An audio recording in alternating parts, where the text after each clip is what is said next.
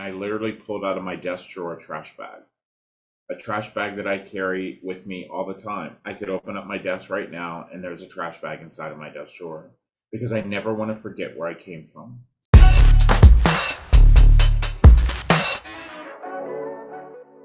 I grew up in the foster care system here in the States. When I turned 18, I was a senior in high school in 1984, and I actually aged out of the system and became homeless and literally lived on the streets my entire senior year of high school. And here in our country, the statistics of children even graduating from high school from foster care is horrific. It's only 54%. And I'm the youngest of 10 kids. And my brothers and sisters had already started falling to the wayside and, drug addiction, suicide, teenage pregnancy. And that's just typical when it comes to kids in foster care. But for me, I wanted something better. I felt like I deserved better. And so every day I would hide my trash bag behind the bush and I would go to school and I would hope kids would make fun of me because I couldn't tell you the last time I brushed my teeth or taken a shower or even had a haircut. But I knew that if I educated my mind, that I could educate my future.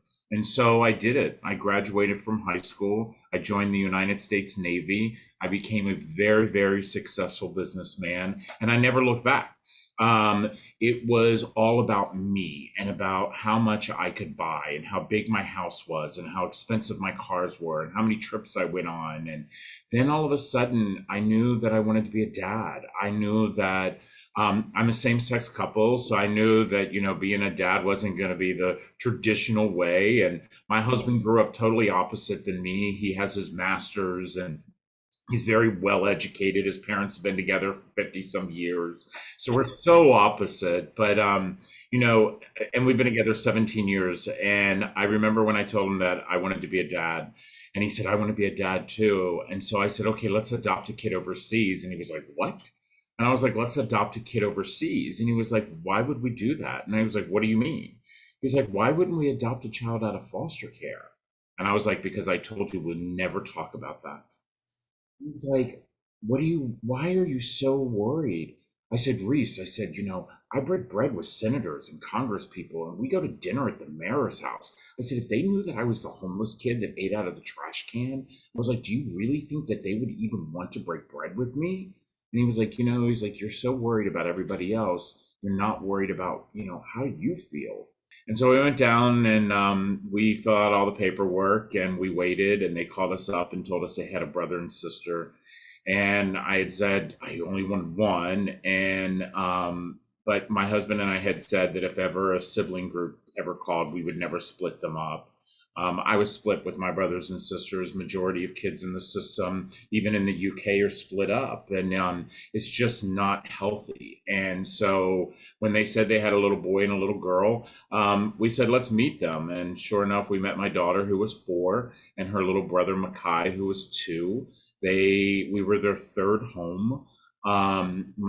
My kids came into the system. My son has fetal alcohol syndrome, and we were told he would never walk and never talk. And we were actually asked, are we sure we wanted this one, as if he was a piece of clothing. My daughter had been put in a playpen with a piece of plyboard put over top of it as the rats chewed in and would bite up on her legs. And so they have really horrible starts. But I was a dad. And that was so amazing. But I remember that first night that I was so excited, but my little daughter, she wouldn't smile. And I remember she was in the bathtub and there was like all these bubbles and toys and everything. And I remember saying to Reese, I'm the happiest man I've ever been in my life, but I'm a dad to the saddest little girl. I was like, I don't think she's ever going to smile. And so she got out of the tub and she put on her little pink robe and she went into her new bedroom. And my husband had laid 3 nightgowns on the bed and she picked one of them up and she tore the tag off and she turned around and she smiled at me. And she said, Mr. Rob, I've never owned a new nightgown before.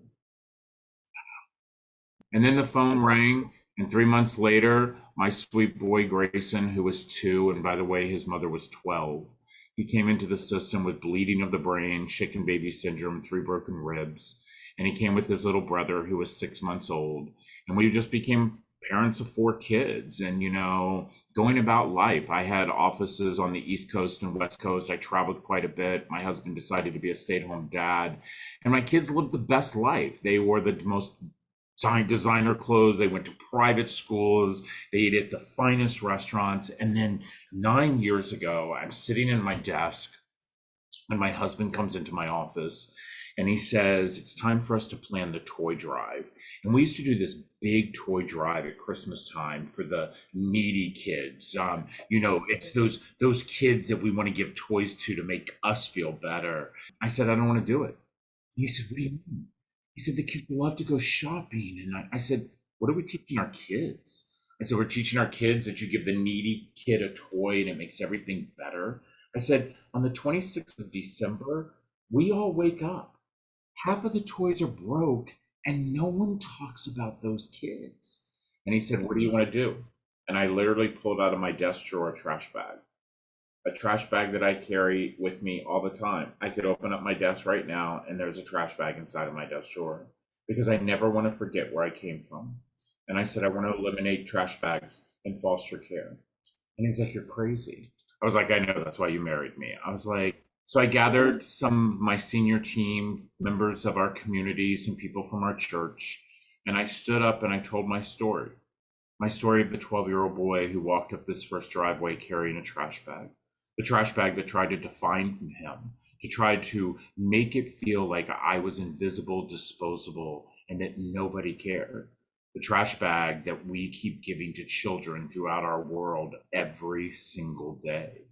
And then I talked about my kids, about how my kids had arrived with not even a brand new pair of pajamas, not even a toothbrush.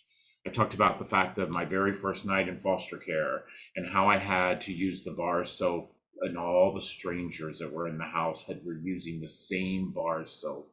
And I didn't even know what their middle names were or their favorite color. And it was about dignity. I talked about the fact that here in our country, and just like within the UK, children come into the system because of choices other people made.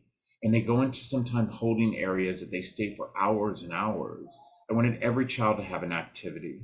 I wanted kids over the age of 10 to have a journal and a pen and pencil set. And I wanted kids under the age of 10 to have a coloring book and crayon. And then I wanted every kid to have a book. I was in my 20s before I owned my first book.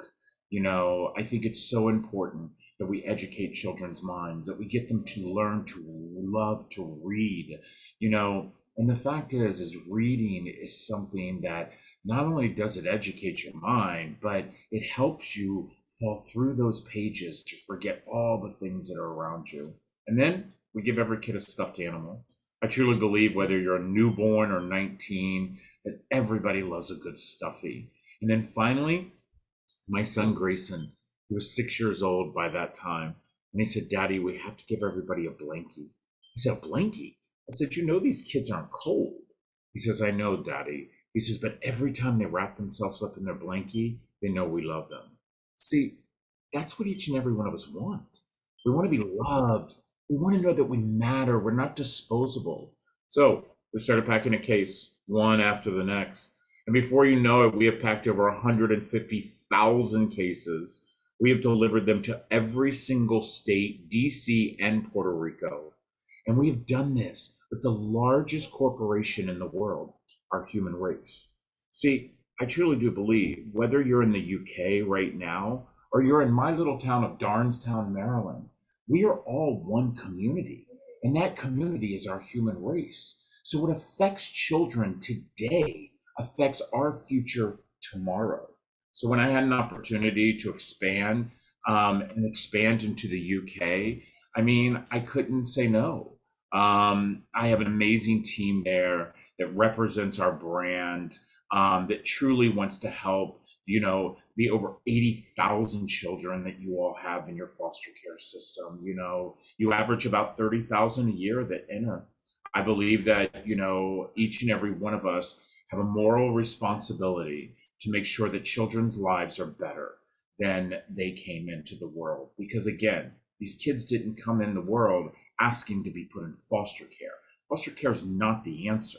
The answer is to support the family and keep the family together. But as long as we have the system, we need to make sure that the system is ran properly. And the first thing is, don't give kid a trash bag. You know, don't do it. So that's our story.